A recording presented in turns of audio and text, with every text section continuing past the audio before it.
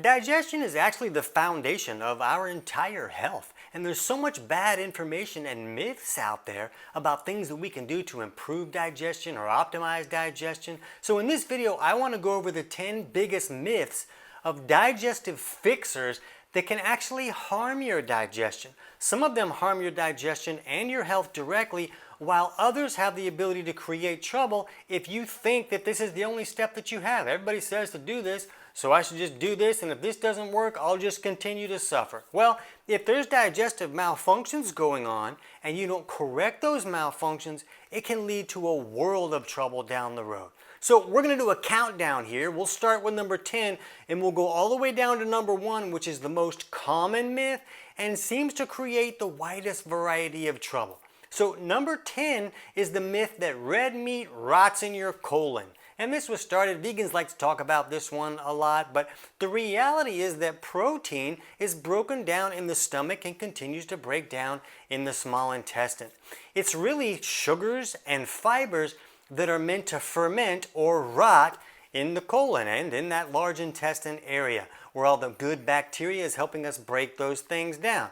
That fermenting or rotting process should happen with fibers and sugars. It really shouldn't happen with proteins. Now, if somebody has major digestive malfunctions and they can't break down protein at all, then yeah, that food is going to kind of rot a little bit in the whole digestive tract and create a lot of symptoms and trouble. But we like to see people fix the low stomach acid that's creating that trouble. And I'll put links to studies and papers in the description below this video if you want to dig into any of these topics more. And I'm going to kind of rip through most of these topics, but in the description we'll also put links to full videos on any of these topics. So if you want to understand these better, we've covered all these topics in depth. We'll just rip through these, or this video is going to be an hour and a half. Now, myth number 9 is that eating 6 small meals throughout the day will keep digestion moving. And this act of grazing all day long actually stops our migrating motor complex, or MMC, which is basically the house cleaning for the whole digestive tract. In between meals, this function is actually supposed to clear out undigestible debris, but also bacteria that could be accumulating in the small intestine. And this process of cleaning house keeps us from creating some type of small intestinal bacterial overgrowth, or SIBO like all the cool kids call it. So this process of between meal activity is very important. Now there's circumstances where a person might do better eating smaller meals because they can't digest their food correctly or because they're having hypoglycemic type reactions. But when they learn to work with their body instead of against it and they correct these malfunctions, eating 2 to 3 meals a day can be really beneficial and allow that MMC process to clean the system out in between those meals. Myth number 8 is that gas and bloating are just swallowed air. Oh, you talk too much. You swallowed too much air. The reality is that these gases come from bacteria in the small intestine or even in the stomach fermenting things and creating excess gas that pushes things out and creates that bloating, or pushes gas back up and creates a burping situation, or pushes it out the back door. But especially if this gas is foul and like people are like kicking you out of the car, this is a real problem. It should not be that foul, and that's usually from food not digesting correctly and some type of bacterial overgrowth creating excess fermentation.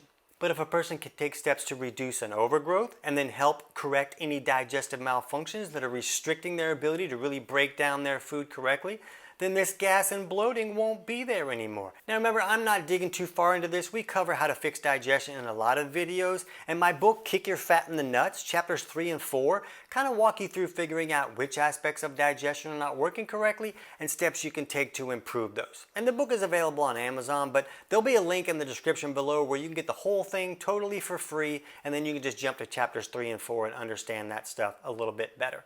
Myth number 7 is that probiotics are the first step to healing your gut. The reality is that if somebody has like slow motility or some type of bacterial overgrowth, then putting probiotics in there is just like adding more cars to backed up traffic. We want to clear this stuff out, and then probiotics can become very beneficial. But a lot of people, when they put in probiotics, when there's some type of overgrowth or things aren't moving the way that they should, they actually magnify their symptoms. And it's not just digestive symptoms that can get magnified if somebody used probiotics at the wrong time. In this study on brain fogginess, they took people with SIBO and they gave them probiotics, and they found that even their brain fog really magnified. And when they stopped the probiotics, they found relief to that brain fog. Now, that doesn't mean probiotics are bad. Again, we want to clear out the bad guys, get digestion working correctly, and then the probiotics going in can really optimize everything. Myth number 6 is that you can fix chronic constipation with fiber and probiotics, or colon cleanses and detox teas. These things don't do anything to fix the underlying cause of chronic constipation. I wrote a whole book about chronic constipation. I'll put that in the description below if you're dealing with that, where you can get that book for free as well. But there's usually issues about the body sending water to the wrong location. Too much water is going to the kidneys and not enough to the bowels, and that's drying up that stool and making it more difficult to move. Someone isn't making enough stomach acid, or some type of overgrowth is alkalizing that whole food that's moving through the system and making it move slower. There's a lot of underlying causes that are going to be different from person to person when it comes to chronic constipation. But just adding more fiber in there is like trying to push a ping pong ball through a metal pipe. It's not going to do anything. I'll add a link to a study below that talks about how people just saw magnified distension and bloating when they increased their fiber with chronic constipation issues. Fiber can be very helpful when things are moving correctly. The fiber is just not going to fix the problem. Myth number 5 is that the gallbladder doesn't really do anything. You might as well chuck it in the trash. We hear from people every single day who are suffering after they've had their gallbladder removed because the gallbladder really does stuff. Mother Nature's not an idiot. This helps us concentrate the bile that the liver makes so that when the bile comes down, it's more concentrated and more effective. This bile is what helps us emulsify dietary fats and access fat-soluble vitamins like A, E, D, and K. Those are kind of important. We hear about people suffering from issues where they're not getting enough vitamin D and all these fat-soluble vitamins are not being assimilated, and malabsorption issues because they don't have their gallbladder. So the gallbladder is an important function, and if you're having trouble with it, most people can take steps to improve that scenario, to help that bile not be so thick and sticky so that it will flow correctly. The problem is usually not the gallbladder's fault. There's usually things causing that trouble. We'll be sure to have a link in the description below for our video on 5 steps to improve bile flow. It's probably one of our most popular videos just because people are starting to understand that, oh, I can fix this if it's having trouble. I don't just have to chuck it in the trash. If you've already lost your gallbladder, we'll have a link below for our video on 6 steps after gallbladder removal that can really help synthesize some of those digestive properties to help you improve what's going on now that the gallbladder's gone. Myth number 4 is that if you don't have stomach pain, your gut is healthy. The reality is that there's digestive malfunctions that can occur that don't create significant discomfort for everybody. That bile not flowing like we just talked about, that basically turns off the body's detox pathway. And now the body's got to be like, hey, what do I do with all this filth and junk? I got to try and get it out of the body. It can create skin or acne type issues, or just filth accumulating can create a lot of trouble in the body. So when there's digestive malfunctions, we really want to fix those. And this inability to break our food down correctly can also lead to food sensitivity issues. Which brings us to myth number 3, which is that leaky gut is not a real problem. And this is the viewpoint that a lot of the medical world holds. But when you look at some of the papers that I'll link below, you'll see that the medical world calls it, well, it's increased intestinal permeability. Well, it's still leaky gut. Maybe you just don't want to say it like all the cool kids do, but it's leaky gut. Things are getting through that intestinal barrier that should not be getting through.